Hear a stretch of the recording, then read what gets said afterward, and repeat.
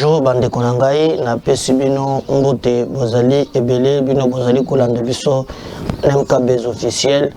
Merci mingi na confiance oyo bo pesi MKBZ pour na informer bino boza ebele partout à travers le monde bozali na bipai biso tozana Kinshasa pour na servir bino comme wanangai Médard Kankolongo bozali partout à travers le monde.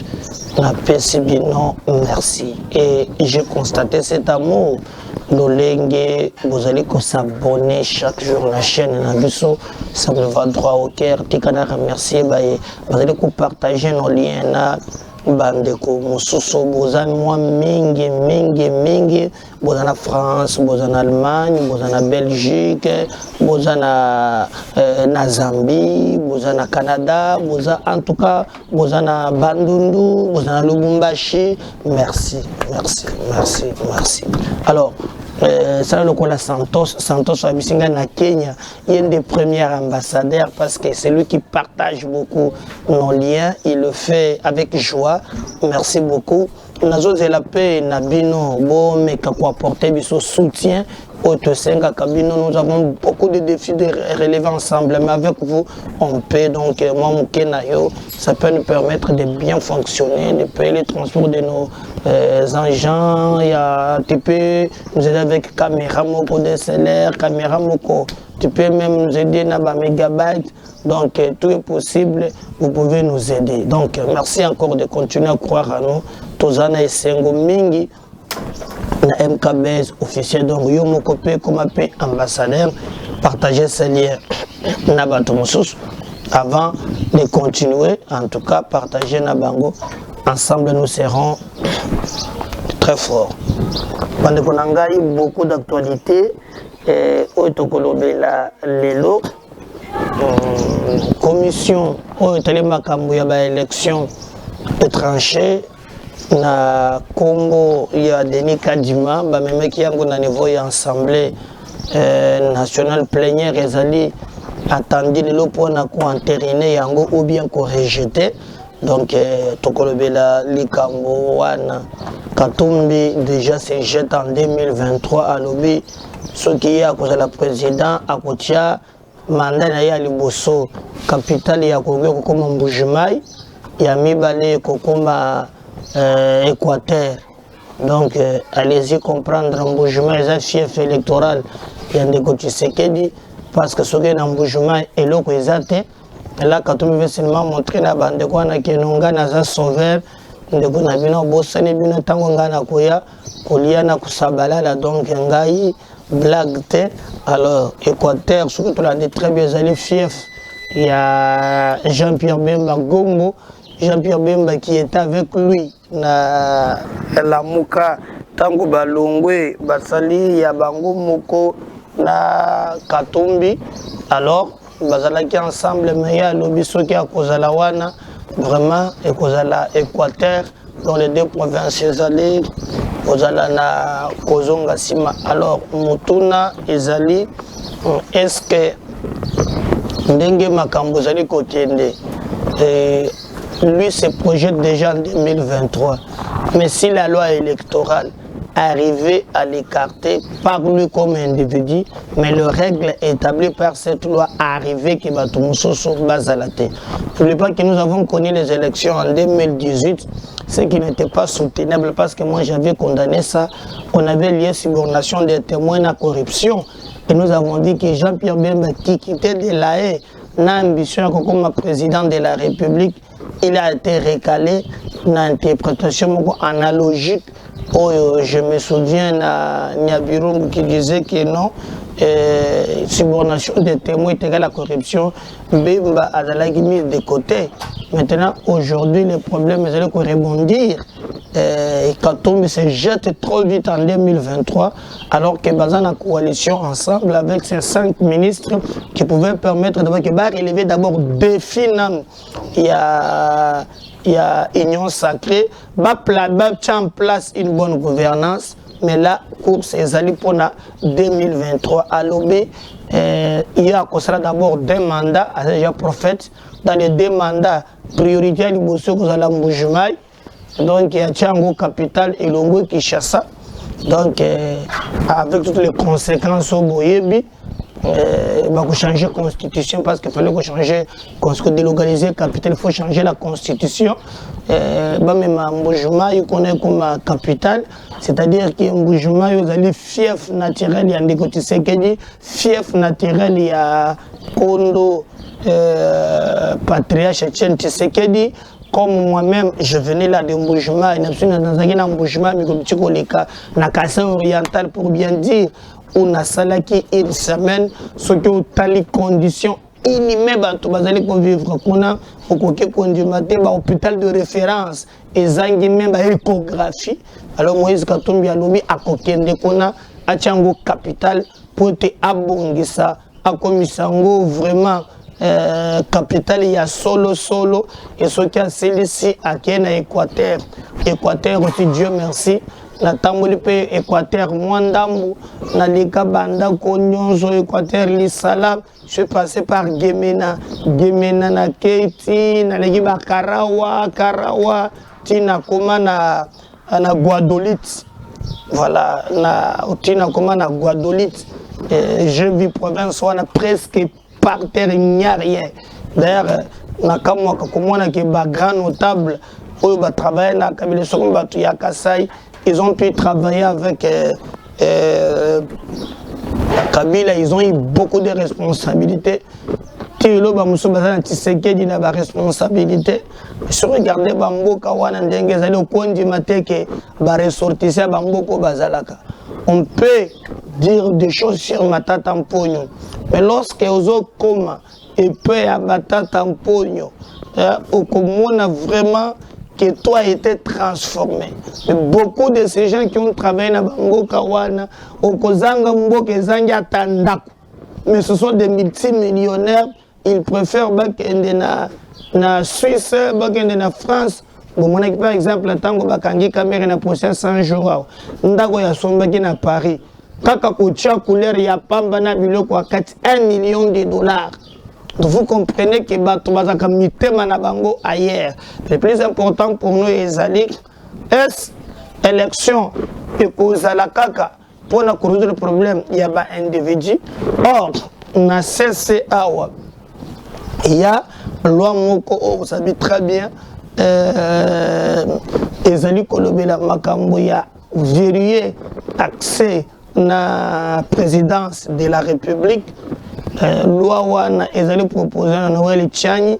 D'ailleurs bayebisinga ke bazalaki na Lubumbashi na matanga ya Kyungu baki kokutana face en face Noël Tchani na Katumbi atombuli subatalani atambotete sambla elektrika makofi bimana matanga kuna beaucoup swana nini bino boza bandeko muko. Et d'ailleurs heureusement que sécurité zala kiwana pour lingi ba pour la tchani ba biloko naye mais azala ki très bien sécurisé. Quand on peut nangambo na na bato na na délégation naye bagina matanga ya baba Kyungu oyo balobiki ba ko enterrer na ferme naye. Alors les gens se posent maintenant la question, qu'est-ce qui s'y passera maintenant? Ce qui disposition il y a proposition wana ce qui Assemblée nationale arrivé à entériner yango. Pourquoi lui se projette vite déjà en 2023 alors qu'il pouvait être na awa pour travailler? Ce qui est allé dans le Parlement, bato nyonso basali ko s'activer pour na kosilisa likambo wana. Il y a bloc moko balobi disposition wana eza nango kaka.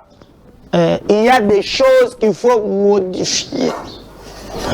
Et Sengel il y a débat général et salima pour te tobongisa nini koza na 2023 tous les sources infiltrées. Il y a par Moussous avec député Balobi, pas question, il y a disposition wana à tout débattre yangote parce que na 4 on va influencer la majorité bako voter yango soki ba voter yango et kozala kasir pona élan ou bien cohésion nationale.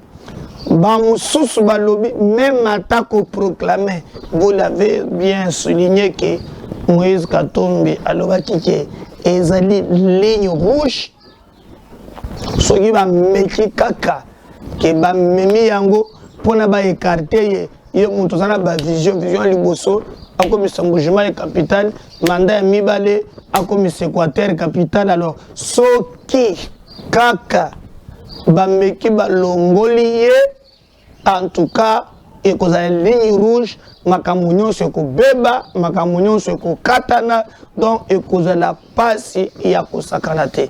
Nous disons pour nous que le plus important est zali na ba détail nyonso wana te. Le plus important est zali processus électoral transparente, libre et apaisé où peut permettre que tout travailler ensemble pour tout tombola mboka nabiso. Le débat politicien est ici ba limite na yo est ici vraiment pour avancer ensemble et nous serons là prêts pour accompagner Bino. Mais retenez que malgré ces débats, ils ont pourrir environnement politique au nom il y a positionnement il y a bactère politique. Le vrai enjeu aussi est le côté là le quand les gens se positionnent les uns sous les autres, mais quel était et cause la processus sanguin kolika ndenge nini. Parce que ici par exemple vous voyez très bien makambo ya élection ndenge elekelaki. Alors pour nous vous allez na seni ezalaka dirigé na président selon Mbeko loi une disposition organique à la confession religieuse. Actuellement les confessions religieuses n'arrivent pas à se mettre d'accord dans les camps de la confession religieuse. Vous le savez très bien que tango bakendaki ba candidat bazalaki ebele, on a parlé candidat suka candidat baye kotikala mibale parce que confession religieuse azali appelé ya kozwa plénière moto azape appelé na niveau oyo ezali ya bango na niveau ya en tête ya seni bachape motomoko. Alors le nom oyo bango ba faire circuler c'est le Congo ya Denis Kadima. Le 6 confessions religieuses bandimaki, les 2 autres bandimaki y étaient. Alors on a eu débat ezo zonga mingi balobi makambo ezo salema ndenge salamaka na tango ya Ronsard Malonda te eza bongo te, il faut tobongisa quand même moi kobeba mingi na temps ya Ronsard Malonda ezalaki parce que pour le moment tango ba memi ba procès verbal wana et bongami balobi très bien que batia une commission en place.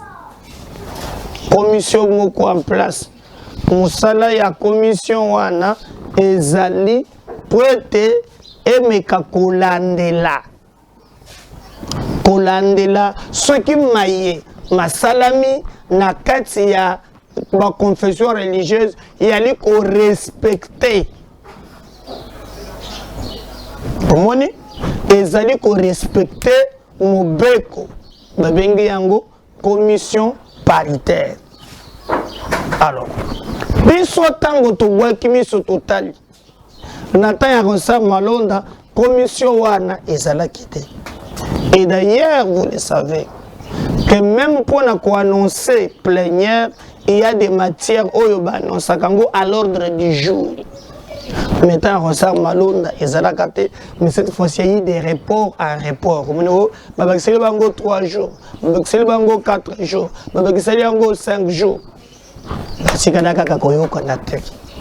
On tient en place commission wana pour être eyeba na ko trancher makam. Malgré commission qui en place, d'ailleurs vous vous souvenez que Otembi et les autres baloba qui va répondre commission wana te parce que c'est ezali président il y a commission te montako bengi sabango citoyen Mbosso il peut de son côté alobi azo regretter pour na komona que bandeko wana bazali ko saboter plénière monteza souveraine et votaki commission fait partir de l'Assemblée avec cette allié pour privilégier qui m'y a été. Donc, ekomaki oswana, ekomaki kondongwana. Mais pour le moment, malgré que commission ezalaki mise en place, va travailler de l'autre côté, va conférence de yokanité, commission mikeye quantériné. Commission Indimi Makambo, basi confession religieuse, basalaki. Contrairement, il faut voir que l'église catholique et l'équipe mounene, SSC et l'équipe mounene, na charte, il y a ma confession religieuse. Au bango nyonso signaki balobi. Une confession religieuse, une voix. Balobite que non, oh catholique, yo zana batebele, soto komikuna, yo zana deux voix. Balobi une confession, une voix. Une confession, une voix. Donc, faut que le Bouddha 8 est égal à 8 voix. Selon charte catholique a signé et CCP a signé. Alors, même dans le dossier en question, na niveau il y a commission Ndimi.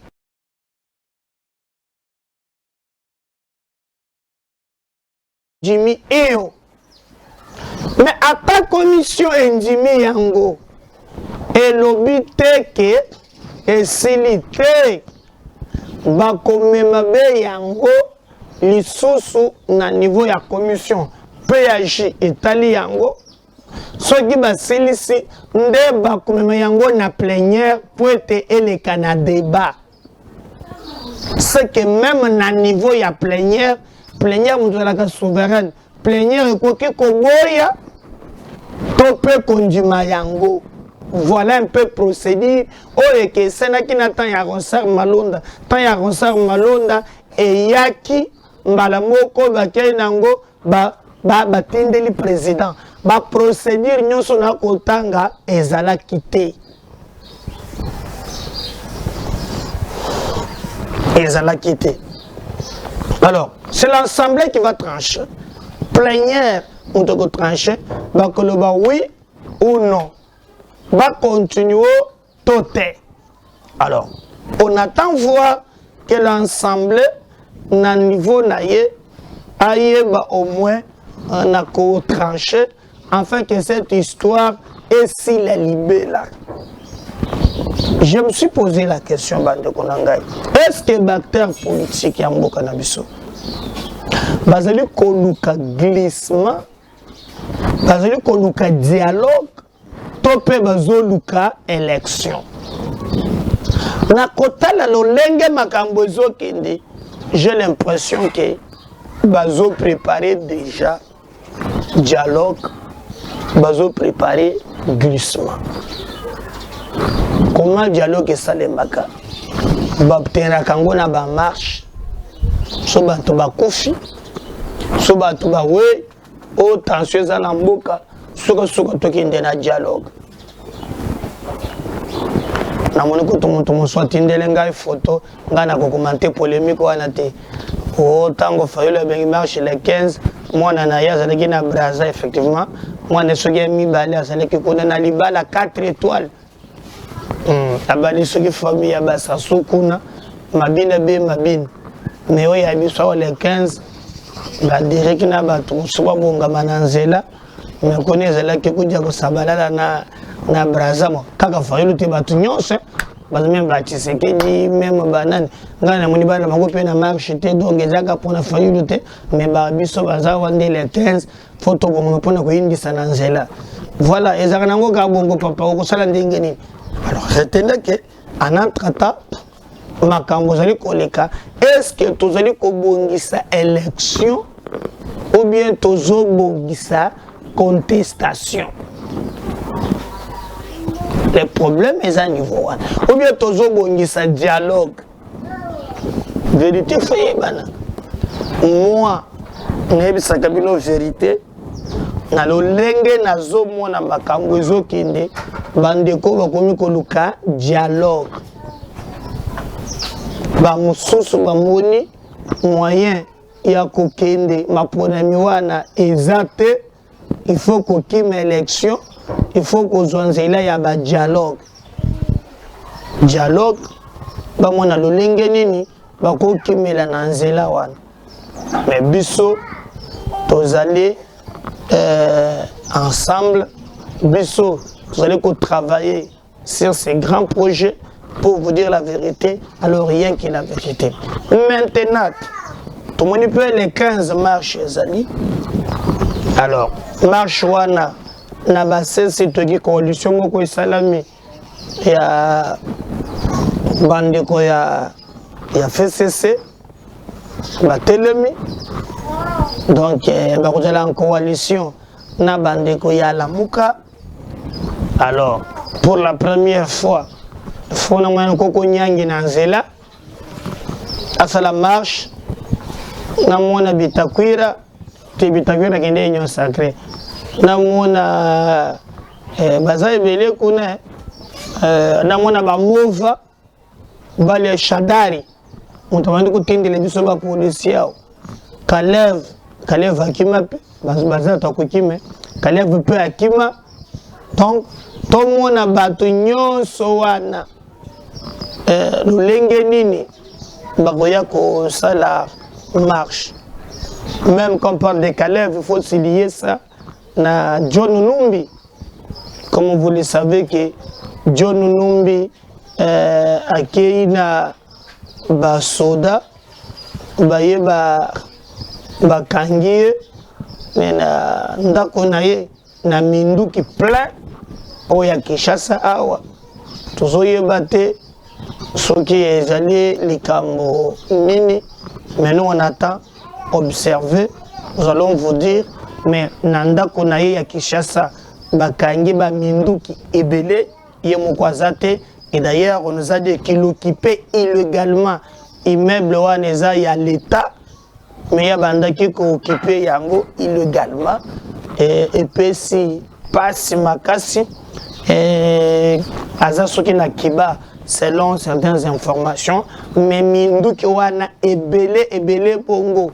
Bandi ko servir nanini nanda ko ya un individu tala mindu kebele au besoin na kat et vous comprendrez que il se préparait tout ferme na we ezali na Katanga kuna balele ferme bango na ba kabine telegambo mususu na ferme wana mindu ki eza plein mais otanda ko ya Kinshasa lolenge bakuti mindu ki ebele.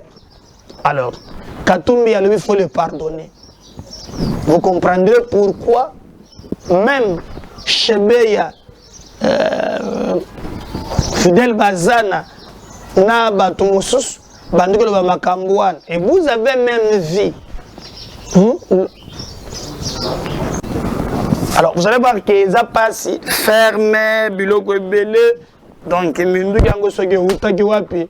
Bandeko nanga biso toyebite le plus important pour retenir seulement que non bakakaki minduki na ndako na ye ebele ndako oyo ndenge d'abord bandako ebele l'état bazwaki yango tango koko nyangi azalaki na ministre urbanisme habitat ndapesaki bashadari bango nyonso bazwaka bakomisa Congo bilanga oyo batikela bango na mabota na bango. Le plus important ezali na moya lelo nyonso ezwami Menduki bazui, quelques membres à faire Bakimi, Balongewana. Et nous resterons ensemble toujours pour nous accueillir Bisabino, Makambonini et Zali Koleka en République démocratique du Congo. Et le reste, toujours Kanake, même Bissika Bazali, on ne veut pas poursuivre innocent, mais nous voulons quand même que tout le monde de la bataillonso na baïba salimbeba et non pas que le bataille balimbi sabango selon proposition d'il y a Katumbi. Matata Mpogno, vous le savez très bien, cour constitutionnelle élevé option il y a qu'à poursuivre officiellement na makambo étalé Bukangalonzo. Vous le savez que Matata Aboya qui d'abord Kosamba et Moko pour la dossier selon lui l'Assemblée nationale et Pekisaki va poursuivre les lots soki bandego va lever option il y a kolandela ye ezali anormal inadmissible bango ba koki kondima likambo wana te selon ba avocat na ye likambo ya suivi ou bien likambo etale makambo ya Bukangalozo Sena Aboya qui balandela Matata Mpogno. Mais procureur à lobby près de la cour constitutionnelle, pas question Matata Mpogno akoya à Samba na makambo ye à Sali. De l'autre côté, tant que lobby à Samba, mais tout le monde bavoka na ye baboyi ce que ndenge ba fixé. Donc nous risquerons que Matata Mpogno azwa ou tobengi mandat de comparution.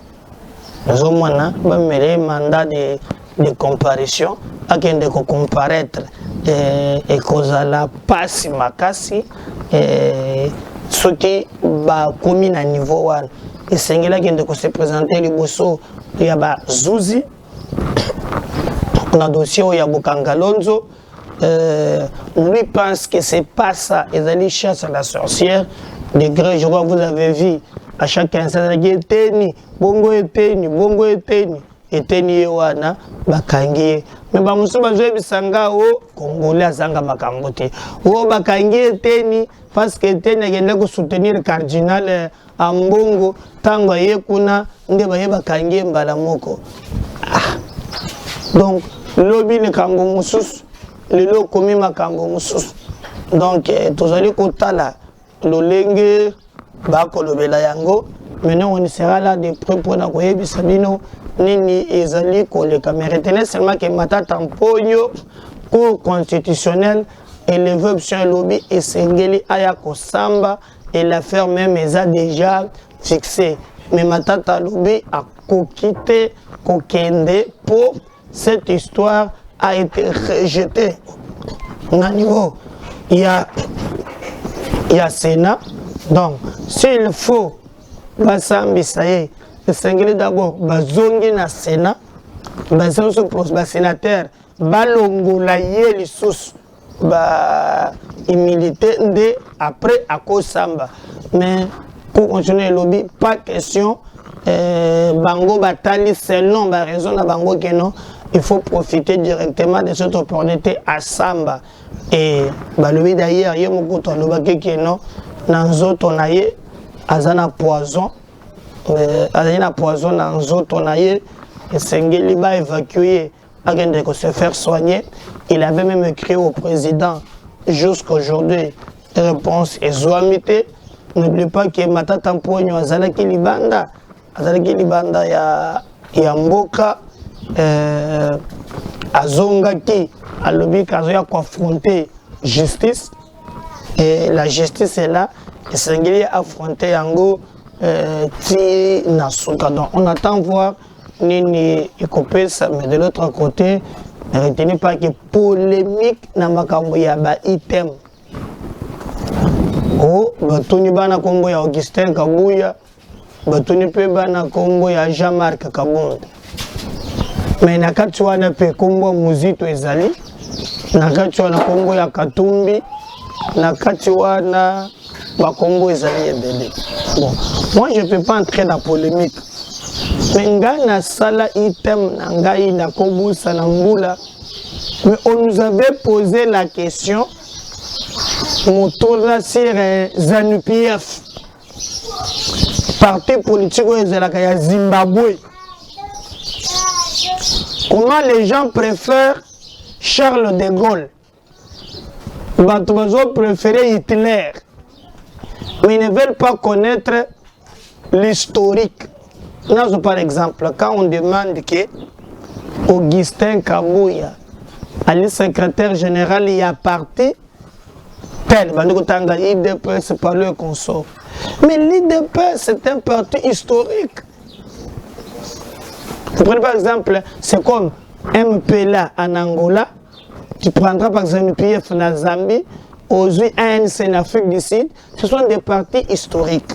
Bon, comme tu as y a polémique, na makambo nyons, na makamba polémique à kate, ah ils ont polémique et comme ils ça passe.